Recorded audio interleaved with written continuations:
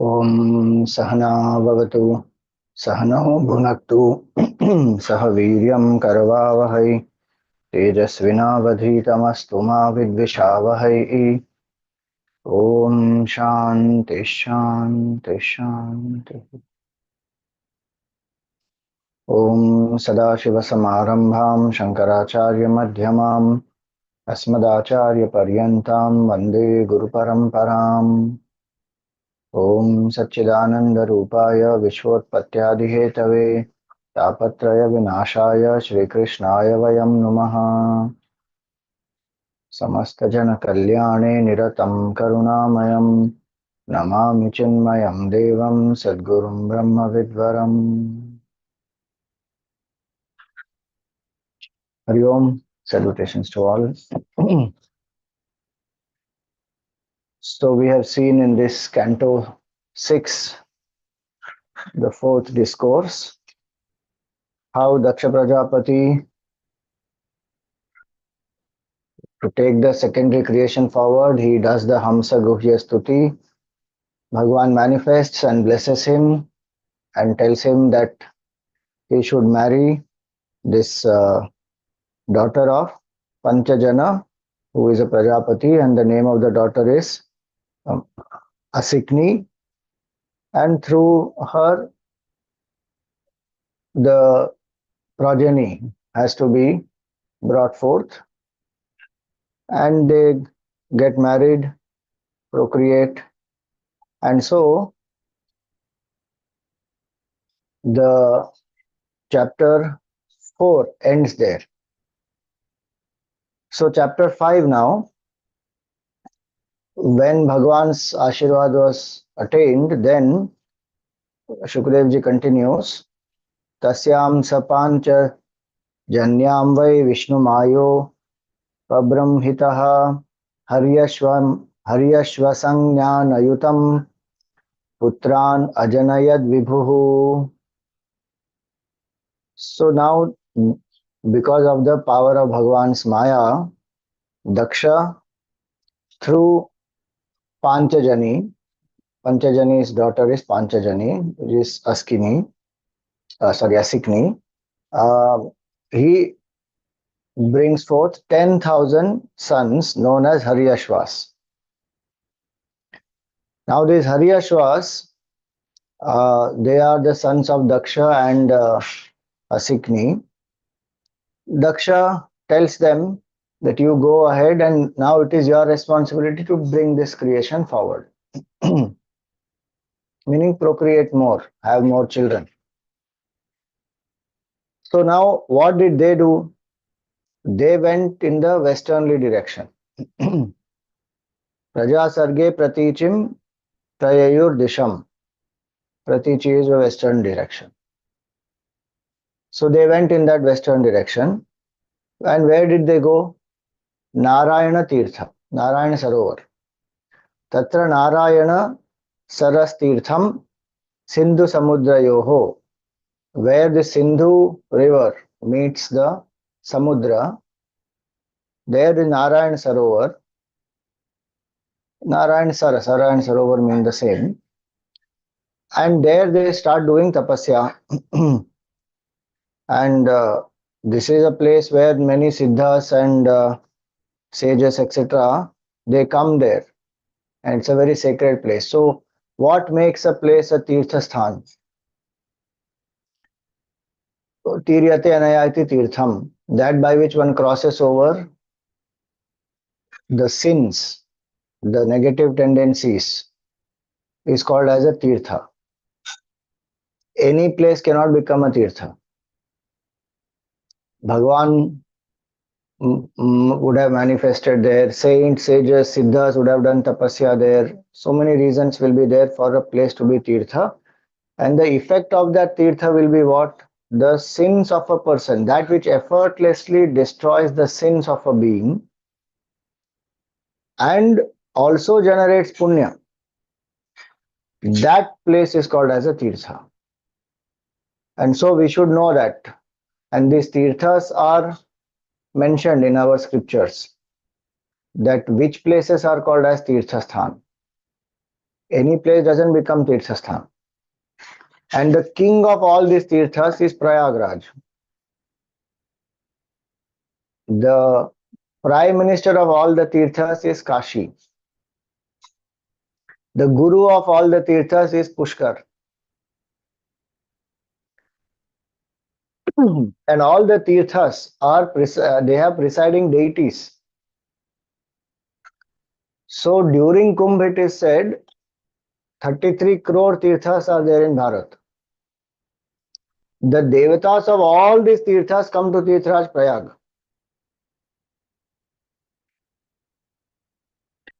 Today is the Magh Purnima. Kumbh Yoga will end today. Astrologically, because Jupiter will now move into the Kumbh Rashi, into the next Rashi. Jupiter is in Vrish Rashi or Mesh Rashi. That time when Surya is in Makara and Chandra also is in Makara, that time Kumbh, that's called Kumbh Yoga. So Tirtha is a place which will destroy the sins. Now see, we have to understand one more point. This Punya and Papa is Adrishta Phala. It is not known by us. It is not visible to us. It is not tangible. It is not something which is gross. It is a karma phala of our karmas based on our intention, based on karta bhav, based on what we have done, whether that karma is dharmic, adharmic. And so the uh, recognition of punya and papa, we know their existence also because of Shastra only. Without the description of the Shastra, we will not even know that there is something called punya and papa. And what leads to punya, what leads to papa, also the scripture says.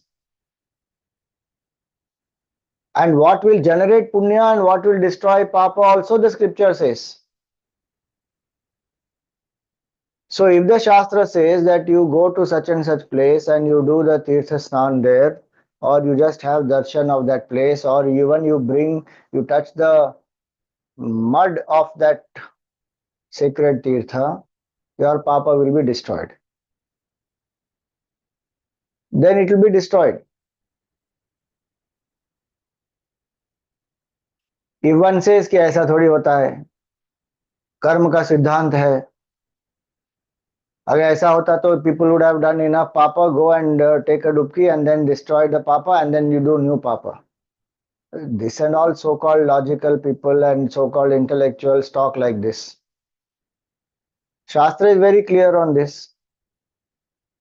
It is not that one can go there and all the sins are destroyed to do new sins. Then the sins don't get destroyed. But if the Shastra is saying that the sins get destroyed, they get destroyed. That Shraddha one has to have in the Shastra, because what is not tangible, visible to the senses or to the mind, what is the valid proof of that? Shastra is the valid proof for that.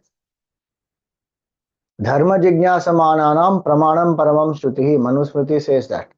Those who want to know what is dharma and adharma, dharma and adharma is not tangibly visible. Then what is a praman? Shruti is a praman. Shastra is a praman. And if the Shruti is saying that this is what will destroy the sins, it will destroy the sins. So one has to go with that Shraddha. Otherwise, don't accept only the existence of sin and merit. Then why are you bothered? Then live life whichever way you want. But if I accept that no, Papa and Punya exists, who told you Papa and Punya exists? Shastra told you Papa and Punya exists. What leads to Papa and what leads to Punya? Who told you? Shastra told you. This much you are accepting. But when the Shastra says you come here and if you take a dip here, your Papa will get destroyed, I don't accept that. Then selectively I am choosing. How? Without Shastras, Punya Papa's existence only we will not know. Swamiji, so many people they don't know. Their life is still going on. It is going on. That's the whole point. It's just going on. Purpose of life is not to go on. Purpose of life is to evolve. Purpose of life is to apply vivek, to understand, oh, this is going to lead to papa, this is leading to punya. And the result also of that papa and punya one sees. Whatever we have in life today is because of the punya and papa combination only. Past karma. And what we will do today will create my future. That Swatantrata also Bhagavan has given. Freedom is there, Purushartha one can do. All that I am ready to accept, but certain parts I don't want to accept. How that will work? And so Shraddha is very important there. Because then it will create that conducive attitude which will help me to evolve. When we say my sins are destroyed, I am a different person, then I will live the higher way of life. And don't think that it is all only psychological, it is all just created to make people follow morality.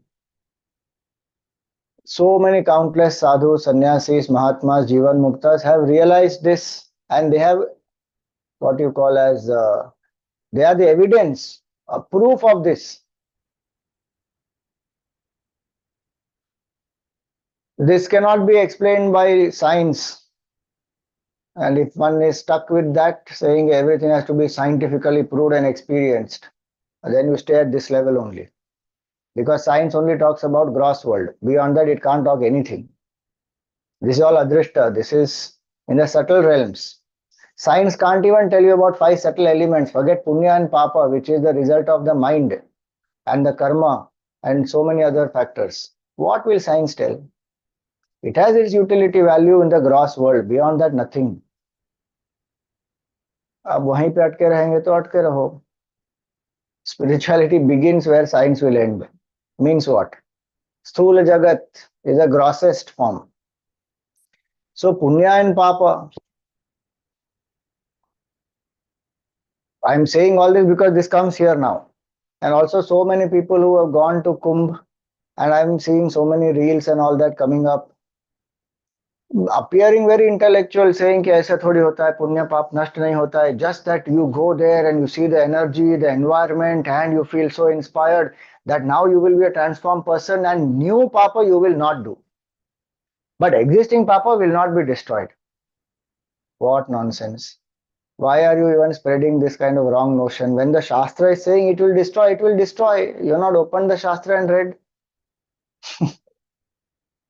So many Mahatmas are talking about it, their experience, it is all that one is dismissing in so-called rational thinking, which will appeal to the modern youngsters. Are time-tested wisdom, you can present it in an inspiring way for people to understand as per changing times. But you can't compromise with the main principle. What is the use of going to Prayagraj then? If one is saying, punya will not be generated, papa will not get destroyed, just that you feel different now. That I can feel here also. No, energy is there different. That's why. Okay, then that energy is not there here. Now what will happen to my mind? Only for that much time that energy will remain, na Kumbh energy. So that all is very limited thinking. One has not thought through and not studied the scripture or understood what it is saying. Here Bhagavatam says that these children, they went, 10,000 children of Daksha Prajapati, they went to the Narayana and what is written there? Tadupasparshanadeva vinirdhuta malashayaha. Look at that. There he says so clearly that merely by taking a bath in that, tad upasparshanad eva, just by taking bath there, not only their mind was cleansed of all the impurities in form of raga and dvesha and all this papa karma and everything, but dharme paramahamsyecha protpannam atayopyuta.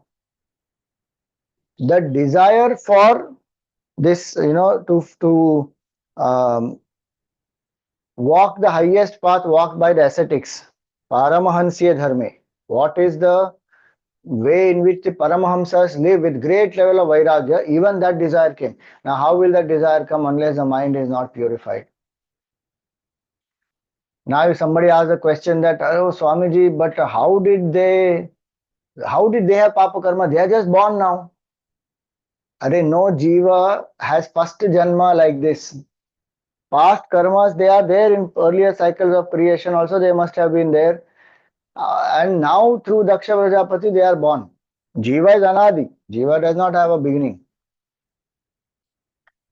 So even these 10,000 sons, they must have had some past. And so the Bhagavatam here is saying that their mind got purified. Upasparshana deva, vinirdhuta. Vinirdhuta means fully washed, cleansed, destroyed. What? Malashayaha. All the malas. Kama, Krodha, Lobha, Moha, Mada, Matsarya, all these impurities gone. And so they had not only impurities destroyed, but the desire to know the dharma of the Paramahamsas, meaning what is the path that the ascetics follow. That desire also arose in them. But they had been given a job. And what is their duty? The duty the father told them is you have to procreate and bring out children. Bring forth the children. Now we discussed this earlier also. In Bhagavatam, everywhere, wherever the child has to be brought forth, first that person goes and worships Bhagavan. Kardam Rishi also did that. Prachetas also did that. Here also you see this. Haryashvas, they are also doing that. Like that, so many places you will see. First they will go and pray to Bhagavan. Now they are doing this tapasya. And te pire tapa evagram pitrodeshena pitradeshena yantritaha. Because the father's command was there, they continue to do the austerity. Why do they do that? Because first and foremost, one has to understand that this is Srishti is Bhagwan's Srishti. Children who are born to me are born by Bhagwan's Kripa. They have their own baggage. And Bhagwan Srishti, Bhagwan only will carry forward. I am only a nimitta. So the child who is born to take forward Bhagwan Srishti, not my personal ambition. See the mindset. Impact what will it will have. Otherwise, and that's why Garbhadhan Samskar also is there. The first Samskar is Garbhadhan Samskar. And fourth, let the noble souls come into the world so that the world will be benefited by them. Now, if that is the clarity, just think about it. Will that already that person is devoted to Bhagwan? The child who will be born and the way this person will bring up the child, will it not be different? Otherwise, how much of mamata and possessiveness and attachment, my child it should be like this, my child should do like this, should not do like this, should become this only. It is, one is that child is born with Bhagavad Kripa. If one thinks that our Purushartha brings children, that is a very small part. Which jiva has to be connected to which one? Who decides that? Our karma also, if we say, Bhagwan only brings all these jivas together, no? Then only the experience of samsara will happen for us. Somebody is my father, mother, sister, sibling, friend, guru, teacher, society, all, so many karmas are intertwined. Who makes all this happen? Bhagwan only makes it happen. So if we understand that very clearly, then this possessiveness will go. And if it has already been done before, the seed only in the mind is that this is by Bhagavad Kripa only this happened. And this child belongs to Bhagwan. I am only a caretaker. That's all. No attachment then. Do the best, leave the rest. Now, These children, they are doing 10,000 Haryashvas, they are worshipping Bhagavan. They are still doing what they have to do because that is the command of the father. And there what happens? Naradji comes there, you see. Raja vivriddhaye yattan devarshistan dadarshaha. Naradji saw them. See, one sign of the mind becoming purified is satsang will come into one's life. Some sadhu mahatma will also come in one's life. They are worshipping Bhagwan. They went to Narayan Sara and there they took a dubki and they are doing austerities. They didn't ask for any satsang sadhu mahatma to come, and Ananya Bhakta of Bhagwan Naradji himself has come there. Which also happens because punya karma increases, papa karma gets destroyed. Direct result is, you see this. If punya karma is not enough, one will not get only satsang in one's life. And punya karma, you see here in this, when the karma is destroyed, papa karma is destroyed, punya is increased. Both will happen in a tirthasthan. Even now, if you see in Kumbh, so many people will go there. One is to do snan. There is also to meet Mahatmas, satsang. And one will find appropriate to one's evolution level, one's punya karma. One will find appropriate sadhus there. If it is not enough, one will not find. One will see them and one will do snan, come out. So many possibilities are there in that. Here you see Naradji himself has come there. They have not called. But when the papa gets destroyed, punya increases, then satsang comes into life. Then the desire to live the higher way of life, like it is given here, no? That dharme paramhamsya cha pra utpannam. It increases, it arises. Pure mind will have jignasa. Pure mind will want to surrender. Pure mind will want to realize the truth. Pure mind will be reflective. All these qualities you will see now in this Haryashvas. So, Naradji came there. Uvacha chatha Haryashvaha katham styakshyatha vai prajaha adrishtantam bhuvo yuyam balisha bata palakaha. Now Naradji will give them analogies. Very strange analogies he gives now. If you read this analogy, one will think, what is he saying? But these Haryashvas, they thought on this, reflected on this, and a very deep conclusion they derived. Very amazing. You see the analogy that he gives now. Naradji, he saw that they want to increase the population. So he says that first analogy he gives is adrishtantam bhuvo. You have not seen the end of the earth.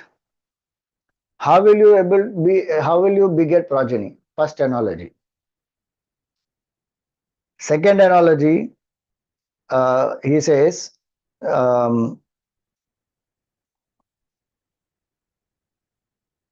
Tathaika purusham rashtra bilam chadrishta nirgamam bahurupam striyam chapi pumamsam pumschali patim. Second analogy he gives is, without knowing the country inhabited by one person, then there is a hole without any outlet.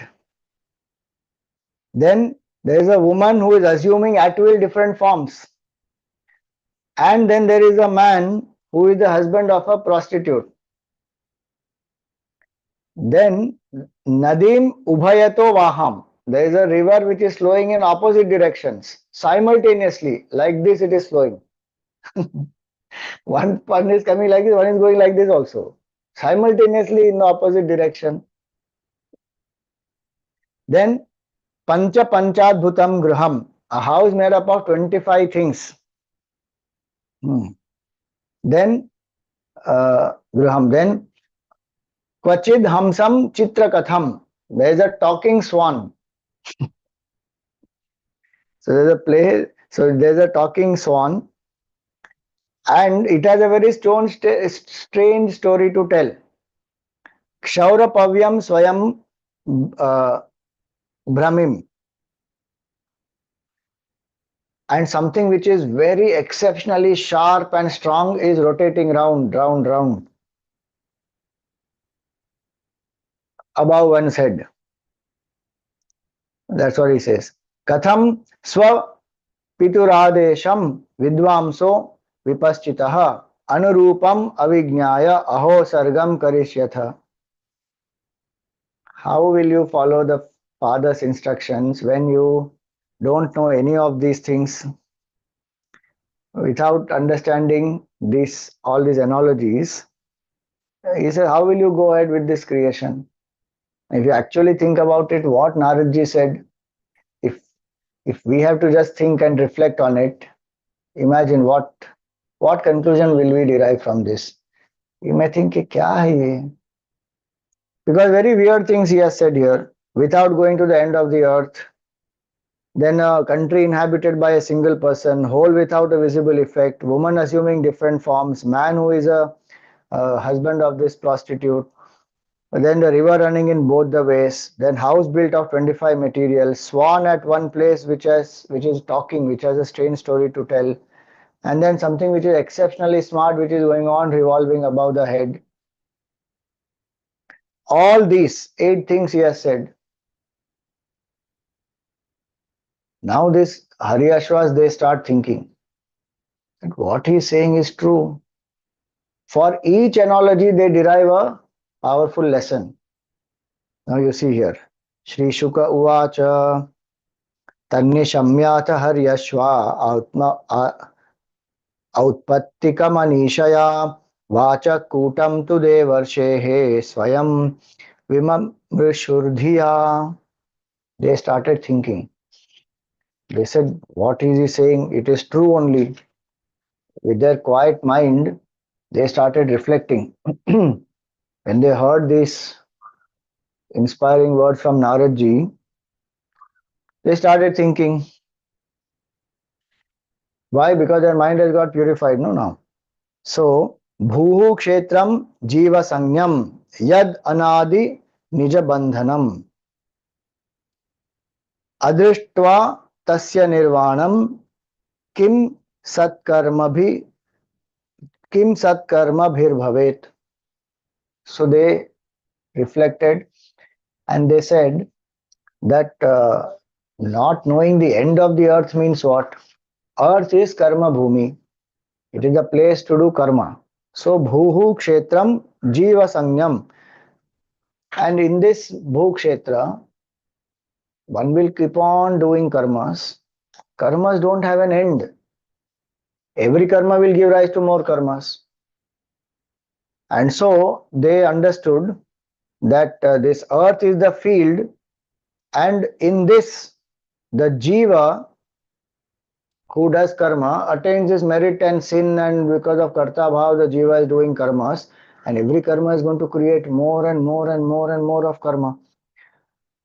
And so he says here, they understand here that this jiva who has existed from remote antiquity and serves as a fetter for the soul, this karma bandhan, the jiva is bound in that. Without destroying that karma bandhan, without seeing its extinction. So, without seeing the end of the earth means what? You don't have to go to the end of the earth. There's no end. It's a whatever. It's a sphere. No? How will you find an end in that? So, it's not literal meaning. The meaning is what? That earth is symbolic of karma. It is called karma bhumi, and the jiva is born here because of karma. And now the jiva is doing karma here. As a human being, one has a chance to create more karma or to get out of karmic cycle. So now they first think that, yo, this is what Naradji means, that we should come out of this karmic bondage. So the first analogy they have understood. Yo, this is what it is. Now this goes on. Now they will keep thinking like this for all the analogies and the conclusion that they will derive. So first analogy is done. Now, which is the country which has one ruler? Meaning one person. So the point here was the country inhabited by a single person. It doesn't mean again literally there is only one person staying in the whole country. So what does that mean here now? That Bhagwan is the first and foremost the only ruler of this whole world, the supreme ruler. And who is that Bhagwan? He is the witness of the three states of consciousness, three bodies, three gunas, and he is the one who is beyond all the three, the fourth state of consciousness where he alone, that truth alone is. See that. Eka eveshwarasturyoho Eka eveshwarasturyo Bhagavan swashrayah paraha tam adrishtva bhavam pumsaha kim sat karma bhir bhavet kim asat karma bhir bhavet asat karma bhir kim bhavet. What is the point of doing so many karmas if I don't know that Lord who is swashraya, who is self caused, who doesn't have any other cause, but who alone is, and who alone appears as the whole universe also. So there's only one Purusha. What is the use of what is the use of doing so many karmas and not knowing that Supreme Lord? So that is the next analogy that they have deciphered. Without seeing him who is eternally free from birth and death, what purpose can be achieved by man through useless activity? Asat karma is what he said. Now, useless activity it is. That is second analogy. Now, the third analogy. Puman naivaiti yad gatva bilaswargam gato yatha pratyak dhama vida iha kima sat karma bhir bhavet. See this whole portion from this verse number 11 up to verse number 19. These 10 verses. All the verses end with this last quarter. Kima sat karma bhir bhavet. What will we do with useless activity? So if somebody has great karma asakti, one should read this portion and reflect.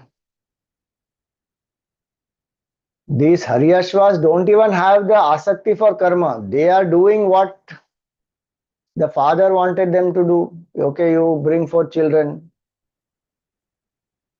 But when they got the company of Naradji, satsang they got. Now see the impact. Father wanted them to have progeny. Now they are thinking, okay, what is the use of having progeny and increasing the samsara when I don't know the most fundamental things? Karma will lead to more bondage, and having got a human birth, I can exit out of karma. Not that it cannot happen with grahastha ashram. That's not the point here. The point here is thinking that what they reflected upon. Then the second analogy, which is that land which has only one ruler, one person, that is Bhagwan alone. Only one is appearing as the many. I am seeing the many, but I don't know who is that one. And who is that one beyond cause, beyond effect, the supreme ruler of everything, the witness of the three states, the fourth state of transcendence, that Bhagwan, I don't know, then what is the point? Then the third is the whole which has no end. See, that was the third, a whole without visible outlet.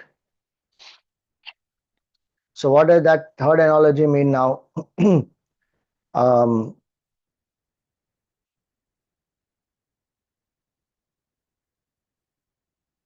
Everywhere we go, whichever loka we will go to, finally one will be again born till the Jivan Mukti is not attained. Till one doesn't realize Brahman, infinite consciousness.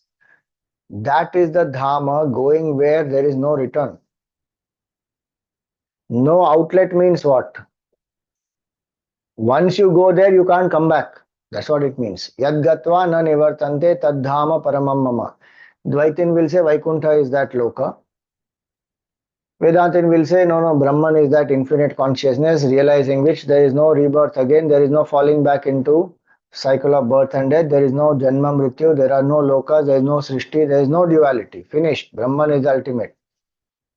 That is the whole without outlet. Then you go in, but you can't come out. Now, if we start thinking, what is that like that? It must be a black hole. Array, black hole may also things will come out actually. It's just that the speed is so much inside that, and so it appears that things get lost inside a black hole. Anyway, that's not a point here. Point here is that this is referring to Brahman. Brahman is that realizing which there is no coming back. So what is the use of all activities if I can't realize Brahman? So that is their conclusion here now. Bilam chadrishta nirgamam. So that was the third analogy. Then what is the fourth analogy here? The woman assuming different forms. Bahurupam Sriyam Chapi. Now, who is that woman assuming different forms? So, Nana Rupatmano Buddhihi Swairiniva Gunanvita Tannishtham Agatasyeha Kimasat Karma Bhir Bhavet. This Buddhi is that woman. Now, don't suddenly go saying, why is it Buddhi called like that? Why is it not a man? Arey, Buddhi word is feminine, Baba, in that. Otherwise, Buddhi doesn't have a gender. Our man also has Buddhi, woman also has Buddhi. Buddhi is not gender specific. The word Buddhi is feminine. So, it said here that Nana Rupatmano Buddhi. So, the intellect of the Jiva, which has three gunas, Gunanvita. Now, that intellect of the Jiva takes the shape of various objects of the senses. Means what? What Vedanta says, that this mind and intellect go out through the senses, envelop the object, and then the impression is created. So the mind has to become like that for us to experience. Meaning what? If I'm seeing this computer, the mind and intellect through the senses goes out, envelopes this computer, a computer vritti will be formed in the mind, then only I will recognize this is a computer. So it will become like that, meaning the vritti will take that form, tadakara it will become. So like that every day this buddhi is taking how many forms? As many objects it is experiencing, that many forms this buddhi is taking. So that's what he says, Nana Rupatmano Buddhi Swairiniva Gunanvita. And it takes the form of various objects of senses. He is like a wanton woman appearing in various attractive guises, possessed of many alluring qualities. Meaning the senses which are, so the buddhi which is extroverted will go out through the senses and create more and more desire for sense objects. And then one has to work hard to get this sense object. Anything, food, drink, movie, money, power, position, whatever it is, it will go out. And so it takes various forms. And now to fulfill that desire for all these, once it sees, once it experiences it within, then one says, oh, I must have it, I must enjoy this, I must go here, I must go there. Then karma will start. So now they say, what is the use? This buddhi is only going to create more and more trouble. The whole point is what? They are thinking like the vairagis. Because that's what the shloka said here, na? Dharme paramahamsyecha. Who will think like this? Those who have vairagya only will think like this. Otherwise, pravritti marg, so this is normal. Happily one will engage in karma.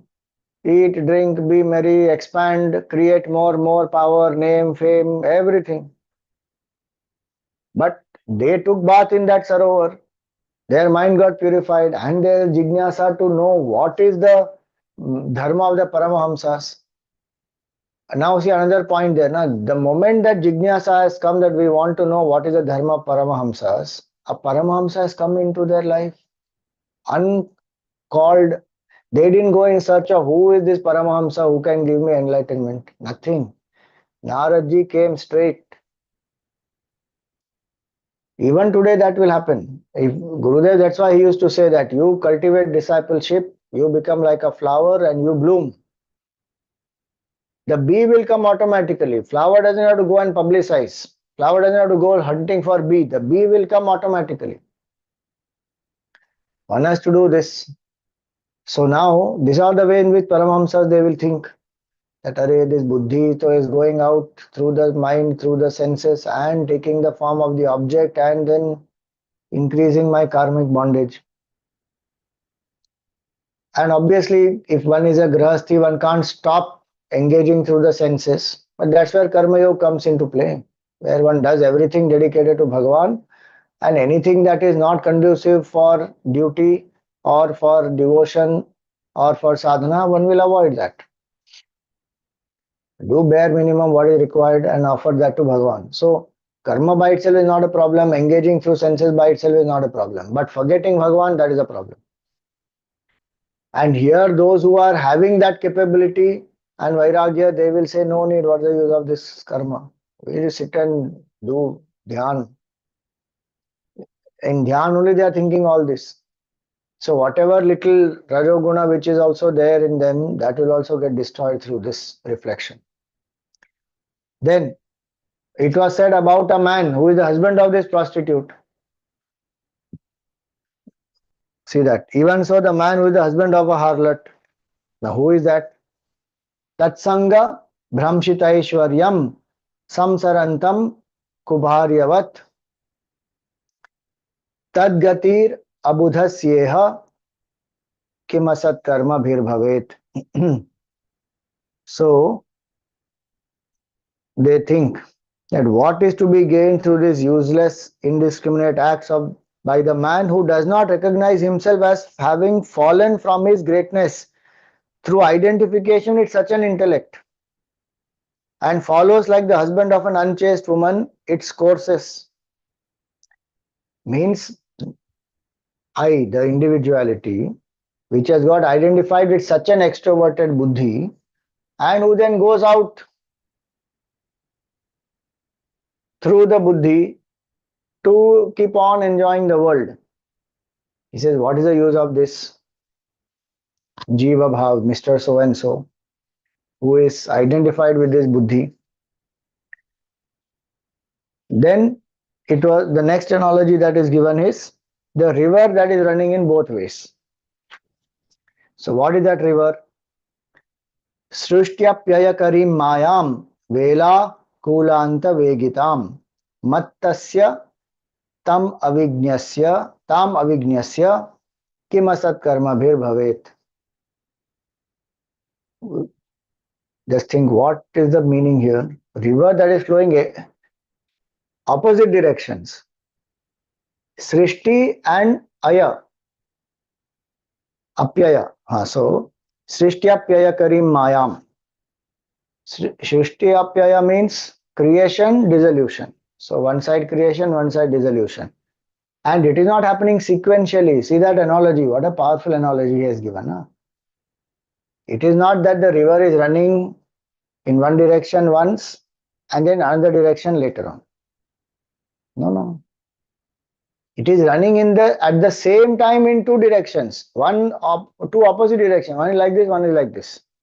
Same time.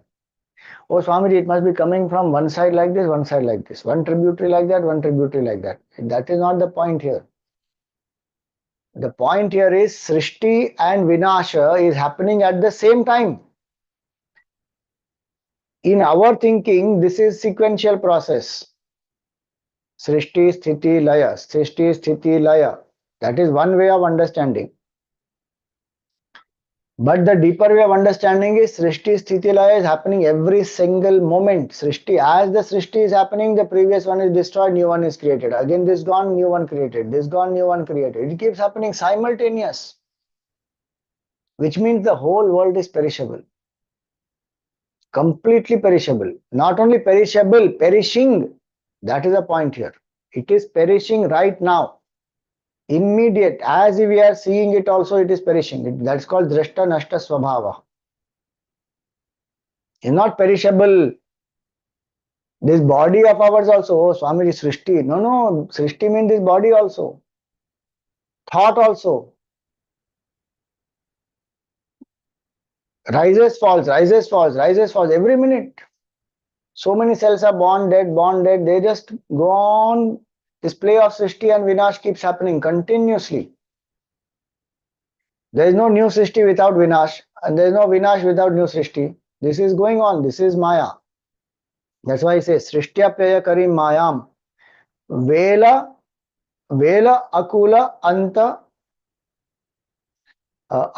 Vegitam. Huh. So this is the opposite direction in which it flows. What can be achieved through useless actions by the man who is so forgetful under the sway of Maya that he fails to recognize the fruitlessness of this Maya, which brings about both creation and destruction, thus flowing both forward and backward, and acquires great impetuosity in the shape of unusual outbursts of anger, pride, all this. Near the ghats and the banks of its stream. See, that is the thing. Mattasya tam avijnasya. Now, again, caught in this cycle of Maya, in this Srishti and Laya. The Jiva who recognizes that the Srishti and Laya is happening every minute, and I, the witness of it, is changeless, destructionless, that Jiva is freed.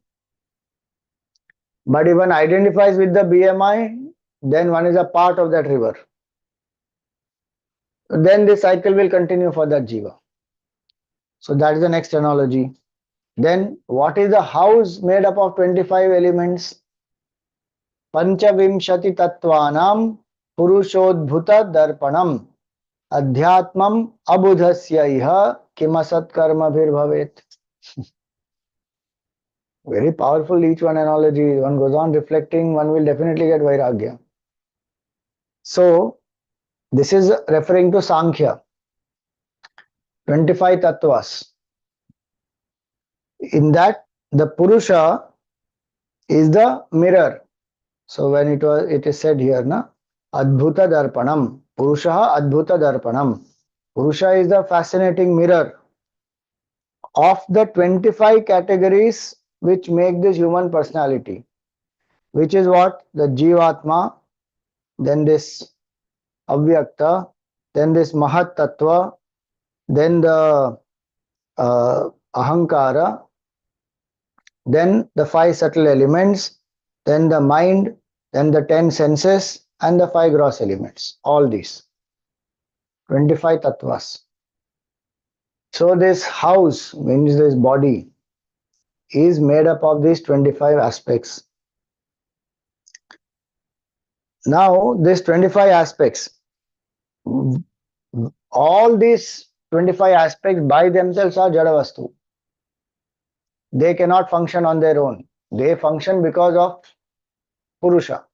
Sankhya will say Purusha is subservient to Prakriti, and Purusha in each Prakriti is different. But Vedanta says no, Purusha is the untouched, unaffected entity whose power is Prakriti, and this Prakriti by itself is Jadavastu. It becomes enlivened by Purusha, and hence the Purusha and hence the Prakriti is able to function. Now, not knowing that Purusha, even identifies with Prakriti, Prakriti by itself is Jadavastu, it is perishable also, perishing in fact. So what is the use of karma, getting identified with this, not knowing the Purusha? So that's the point there. Because this body is only a collection of cause and effect, meaning the body is made up of 5 elements. 5 elements is made up of subtle 5 elements. Subtle 5 elements came from Prakriti. Prakriti is the power of Purusha. Now that Purusha I don't know. The ultimate cause, causeless cause, that I don't know. Everything else I know. That also we know we only if we come to satsang. Otherwise, who knows? We only know this physical body, that's all. That there is a mind, intellect, memory, ego, nobody knows. Till we don't come to satsang, we won't know any of this, because they don't tell us all this in any other subject.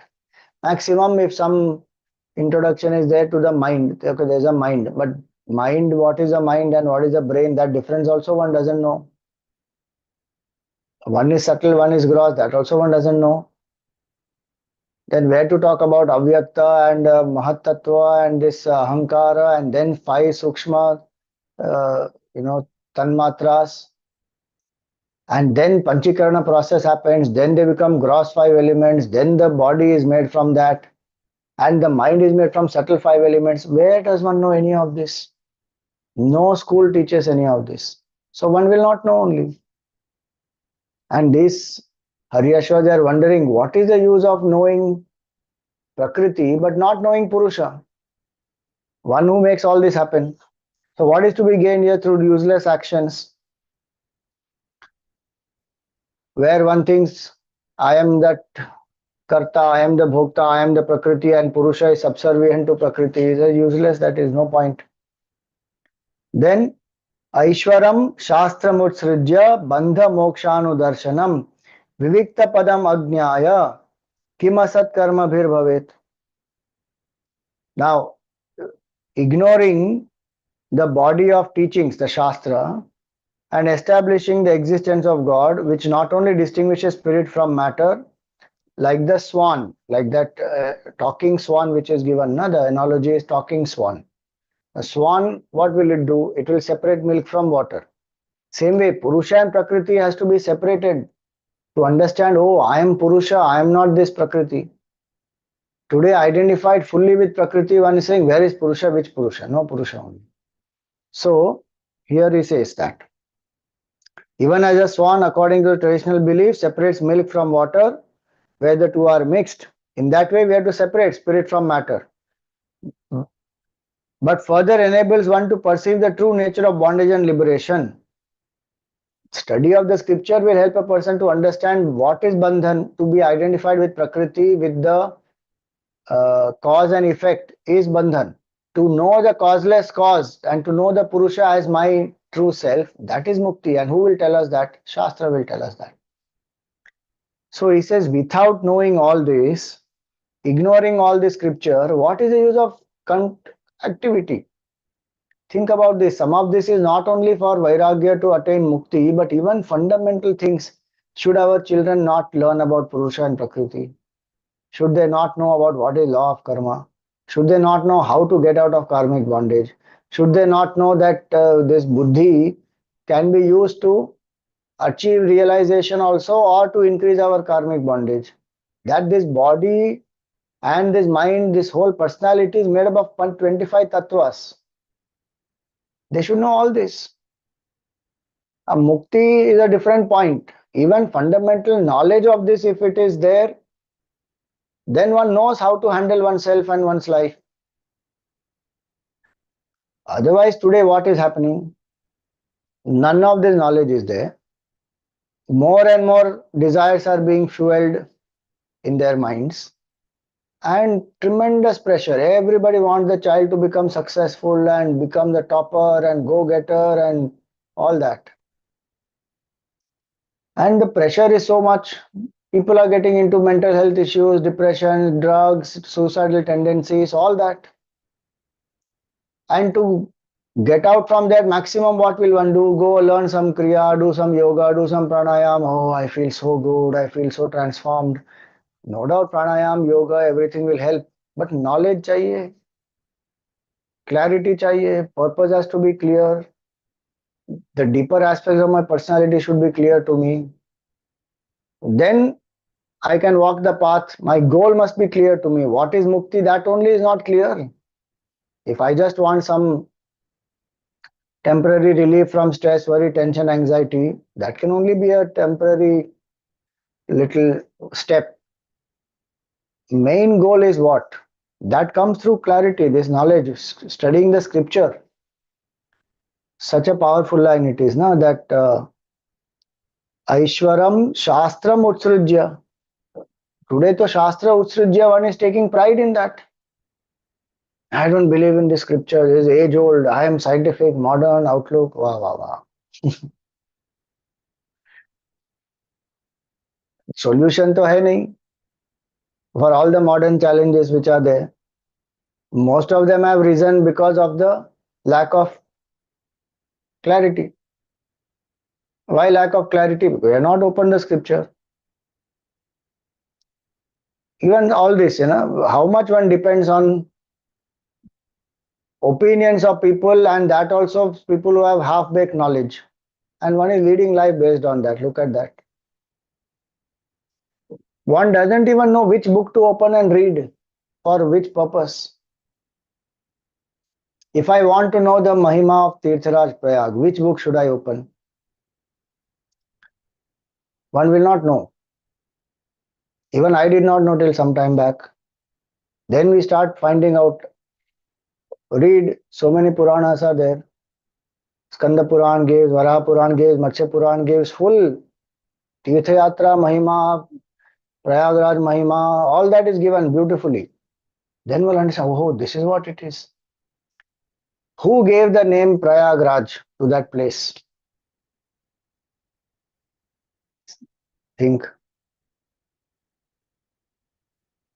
Shivji and Vishnu Bhagwan have named that place as Prayag. Because countless yajnas Brahmaji has done there. And it will elevate the jiva, give mukti to that jiva. So much dan, dakshina, punya, everything, when one has done there, yajnas, etc., one has done, one will get that much of punya. And it is a Tirth Raj.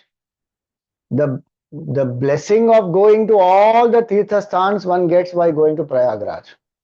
And the Shastra says even that level that if one does not go to Prayagraj and goes to every other Tirtha sthan, one will still not get mukti. That's the Mahatmya of Prayag. I'm not saying in Kumbh only. I'm saying in general, Kumbh, Prayagraj Mahatmya, it is said. That's why it's called the Raja, Tirthraj Prayag. Now, which book to open to understand what? Where is Kumbh mentioned? Which yoga, Kumbh yoga it is called? Like today, Kumbh yoga will end. How do we know? It goes on up to 26 February this year because of Mahashivratri. So it has been decided to do up to 26, but Kumbh Yoga will end today. Oh, Swamiji, but I am going afterwards to do. Will I not get the benefit? Are you will still get punya because Ganga ji is there, Triveni is there, Prayagraj is there. Go and do the japa, do the sadhana, do the snan. But be clear, Kumbh Yoga is at certain time. Don't get carried away by anything that people are saying. 1 month is that Kumbh Yoga time. From that Magh Purnima to this Paush Purnima. 1 month. Because Jupiter will be in that, 12 years it will take to complete one circle. And that sun will be there in the Makar Rashi for 1 month. Then it will change. And that astronomical positions of Jupiter and Sun, that determines the Kumbh Yoga. So we have to be clear. If we ignore the Shastra, then all kinds of confusion we will end up in.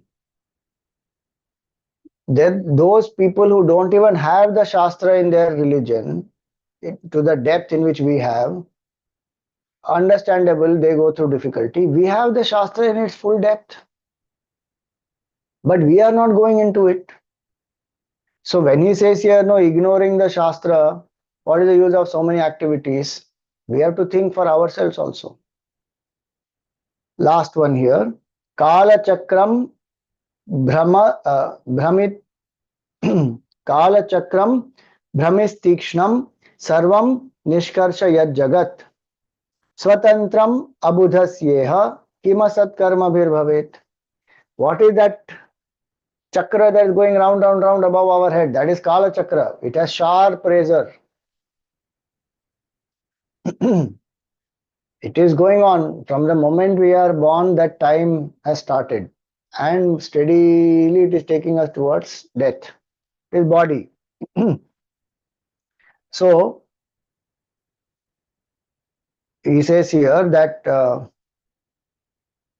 What will be gained here through useless actions, whose fruit is swept away by the ravages of time, by him who has no knowledge of the wheel of time, which is ever revolving, sharp-edged and independent and destroys the whole creation, and who resorts to various activities under the belief that their fruit is eternal. Kala Chakra destroys everything. Karma Phala also will be limited. That will also end. Body also will end. We live as though we never are going to die, and we die as though we never lived.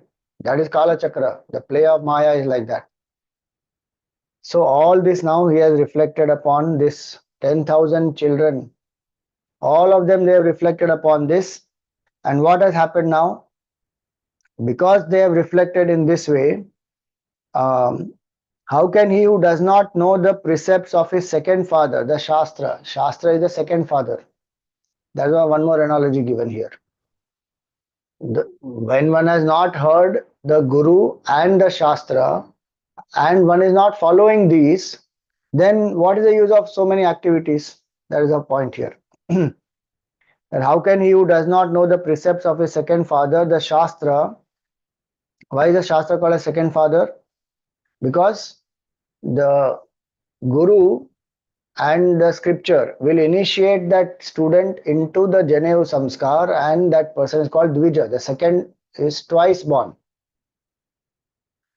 Once the Janevu Samskar, when the Upanayana Samskar is done, then the person gets the ability and the eligibility to study the Shastra and the Veda.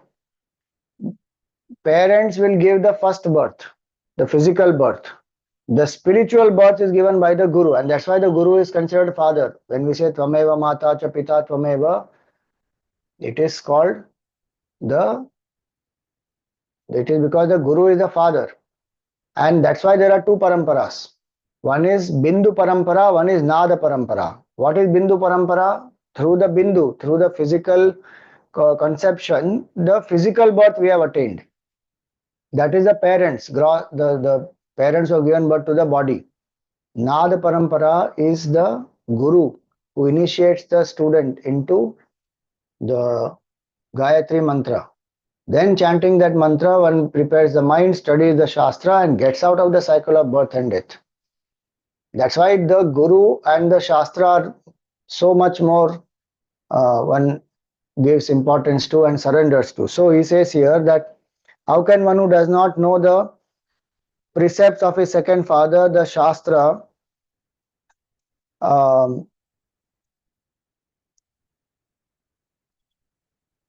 which invests him with a second body in the shape of the sacred thread, and whose advice is as salutary as that of a father, precepts that turn him away from worldly activity, and who has faith in the path of worldly activity, proceed to act in conformity with such precepts. The person will not live by the Shastra when one doesn't know the significance, one is ignoring the scripture. In this way, what did the Haryashvas do? They all got vairagya. So, iti vyavasita rajan Haryashva ekachetasa, single pointed their mind was, we want mukti.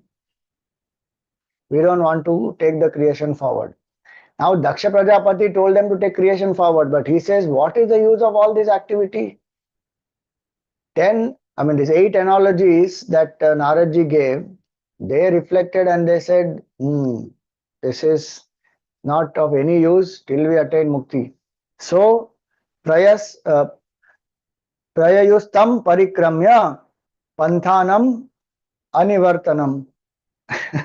They did pradakshina of Naradji and they went on a path from where there is no return, meaning they renounced the world and came to realize the truth. See that. Thus resolved, who were of one mind, went around the sage and took to the path of God realization, which does not bring one back to the mortal plane. Having fixed his undivided mind on the lotus feet of Lord Vishnu, as revealed in the notes of the gamut, which stand as a symbol of the all-pervading Brahman, the sage Narad went about all the spheres. Naradji went his way, disciples went their way. So this one portion ends here about Daksha Prajapati and his sons. Now Daksha Prajapati comes to know, now he wonders, all these children are renounced. but he has to do his duty. So he brings forth more children. What happens after that? We'll see in our next satsang. This portion is very interesting, especially if one reflects on these analogies. Now, very unique analogies these are. Homework for us should have been that, okay, read this analogy, reflect on these analogies on one's own, and then see what is the meaning. Are we able to make any sense out of this or not? Here, though, immediately in the chapter only it is given, the explanation is given. But what this Haryashvas thought, interesting, now how they concluded, that is a sign of a pure mind. The Guru gave a little hint, that's all. No deeper explanations. The mind which is ready, pure, got it, immediately got it. And acted upon it also, renounced the world. That is a sign of purity. And that's why purity is so important. That's why punya is so important. Okay, so for now we will stop here and do the arti.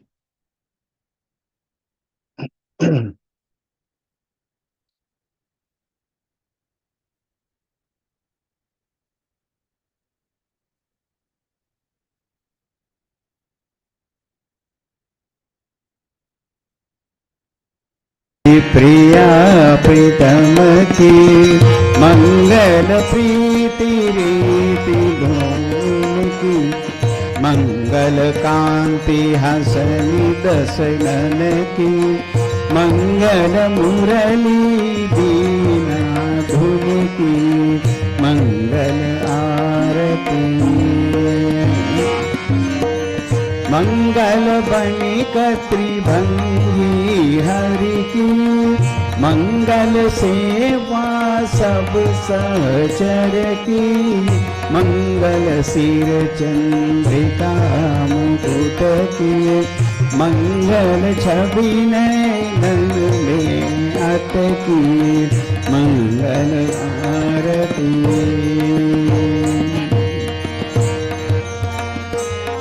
पभी अंग अंग की मंगल गौर श्याम रंग की मंगल अति कटि Pierre पट की मंगल चितमणि नागर नट की मंगल आरती मंगल शोभा कमल नयन की मंगल माधुरी मृदुल पैन की मंगल वृंदावन मद अटकी मंगल क्रीडन जमुना तट की मंगल आरती मंगल चरण अरुण तरुवन की मंगल करणी भगति हरिजन की मंगल जुगल प्रिया बावन की मंगल श्री राधा जीवन की मंगल आरती प्रिया प्रीतम की मंगल प्रीति रीति डोल की मंगल आरती मंगल आरती राधावर कृष्णचंद्र भगवान की जय। ओम न तत्र सूर्यो भाति न चंद्र तारकम् नेमा विद्युतो भान्ति कुतोऽयम् अग्निः तमेव भान्तमनुभाति सर्वं तस्य भासा सर्वमिदं विभाति। सद्गुरुनाथ महाराज की।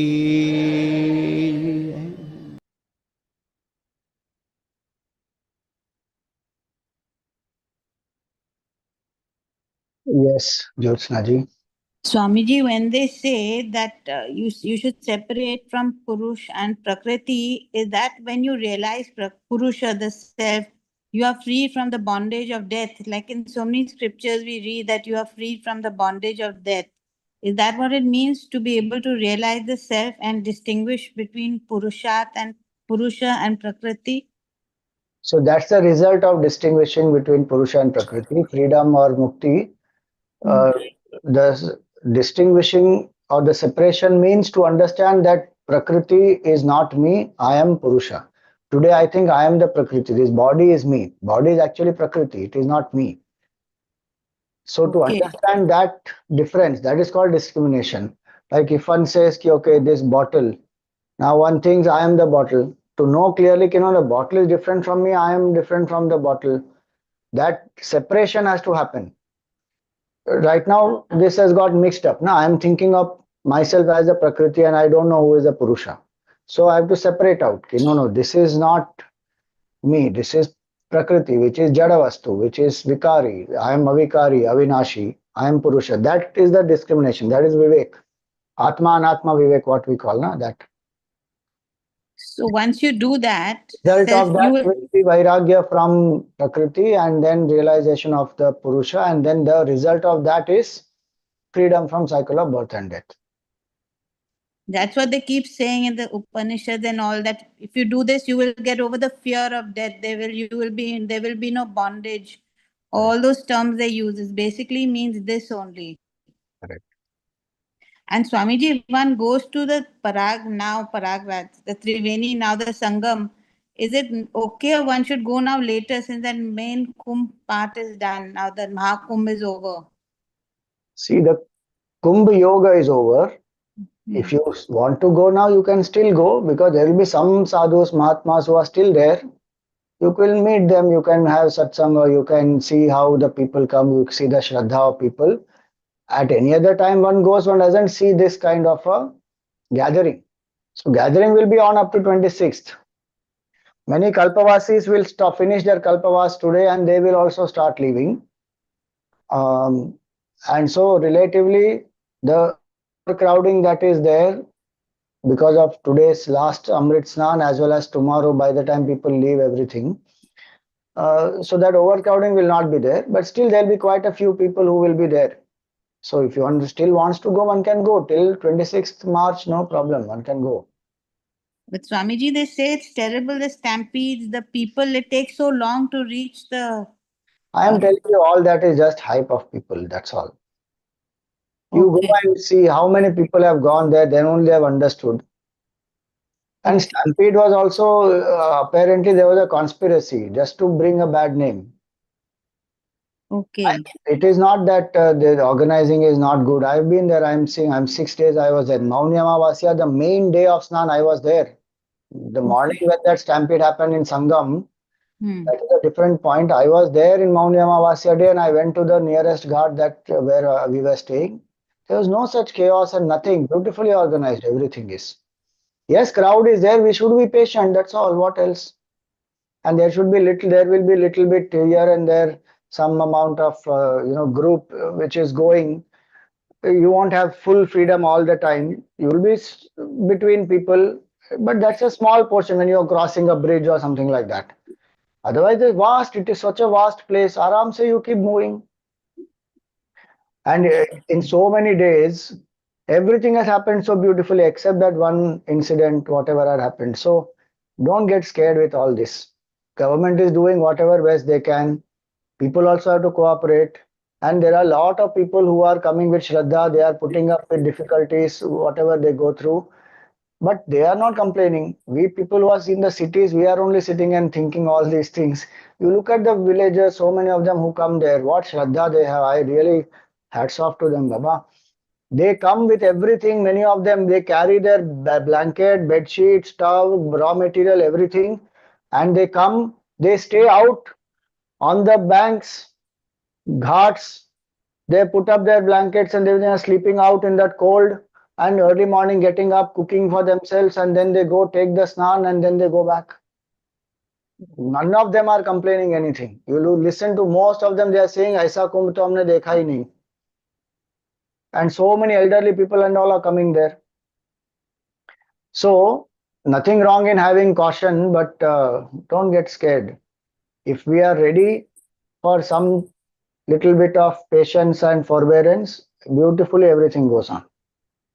So it's one should make an effort to go now before the 26th of February. If you have already done any bookings, etc., then you go there. If you have No, not, I'm not. then don't worry, because if you don't get bookings right now, don't struggle and go there. If you're getting in, then go. Okay, otherwise one can go another time later. Like you're saying, this is the Arey, main. this Kumbh will keep coming every 12 years. Right. There is Okay. no proof of 144 years and all that. There is only 12 years ka Kumbh, that's all. Okay, so but even if one goes 2 months later, it's okay if one can't go now. Yeah, anytime you can go to Tirthraj Prayag. That to Mahima of Prayagraj, Mahima of Gangaji, Mahima of Triveni Sangam is there 24/7, 365 days. Only Okay. this coming together, that collective energy and the sadhus and the satsang and that kind of a thing is not there. If you want to experience even that in a limited way, go next year during during this month of Magh. Magh Mela happens for 1 month there. Every year in Kumbh, in Prayagraj. Not Kumbh, sorry, in Prayagraj. There also you will see so many sadhus come, the Mahatmas, they live, the people are there, they are doing the sadhana, they are doing Triveni Sangam. Every year it goes on. So go that time if you want that collective energy. If you want peace, quietude, go at other times. Don't go in monsoon, that's all. Okay, let's see now what happens. One has set an intent, let's see what happens. And Swamiji, did you also come across one of these very saintly people or any? So there are many sadhus there. Um, Jivan Muktas and also it, some of them they come. We met a few sadhus, we did some satsang, we learned from them. Um, yeah, that happened. You met some enlightened souls, Swamiji? We can't sit and judge who is enlightened and who is not. One should do satsang, that's all. Okay. One keeps doing satsang, one keeps meeting Mahatmas, take their blessings, that's all. Okay. Hari Om. Thank you, Swamiji. Let's see what happens if one goes or not. Right. Srijata ji, you had a question. Hari Om, Swamiji. My question is that can you explain who are Kalpavasis? I was very curious about it, but couldn't get any answer about it. Kalpavasis are those who will do 1 month sadhana there in Kumbh, where they will come Paush Purnima to Magh Purnima, sorry, Paush Purnima to Magh Purnima, they will stay 1 month and they will every single day take bath in the Ganga. They will do Anushthan, Ishta Mantras Japa. They will eat only one meal of cereal in a day. Sometimes they may take fruits, milk at other time. They will sleep generally on the ground and they will listen to the satsangs and they will stay there 1 month full. Like this, 12 years they will do every single year, one full month of sadhana. This will give them the benefit of the sadhana done for one kalpa, which is the sadhana of 1,000 Chaturyugis, which is 1 day of Brahmaji. That's why it is called Kalpavas. And if any one particular year their sadhana does not happen, they are not able to go to that Magh Mela and then do the sadhana, the count will start from 1 again. Wow. So it has to be 12 continuous years. And there are people who have done 2 kalpavases, 3 kalpavases. There are people, that's the point of going to Kumbh. You meet kalpavasis, you see their life, you see their sadhana. We will get humbled completely saying, Arey Baap Re, look at these people, what level of sadhana they are doing. हमको Their लगता है purpose. हमने एक दिया लगा दिया और एक माला कर दिया तो हम बड़े साधक बन गए. They are doing that sadhana एक महीना. You stay in Kumbh 1 month and see what cold it is, Baba. And there they go and take bath every single day. It's tremendous. This is Swamiji for self-realization. Of course. One is realization. Others, some people have other desires also. They want some child, some mukti, some money, some promotion. It can be sakam karma also. or it can be just love for Bhagavan, or it can be for absolute mukti. Different people have different bhavana, but they will do sadhana there. See. They will have a tulsi in front of their house, their tent where they are staying. They will nurture it every day. They will sow some jowar ka seeds, or the different seeds they will put, and they will grow that every day. Then they will offer that at the end to Bhagwan or to Ganga Ji. Like that, they have one full this thing. Madhav, Veni Madhav ka darshan every day they will go and do. After Snan, they will go to do Veni Madhav Ji darshan. Then they come back. Then they do the sadhana. It is tough sadhana to do, Kalpavas sadhana. Thank you, Swamiji. Pranam, Swamiji. Om Purnamada Purnamidam Purnat Purnamudachyate Purnasya Purnamadaya Purnameva Vashishyate Om Shanti Shanti Shanti Harihi Om Shri Gurubhyo Namaha Harihi Om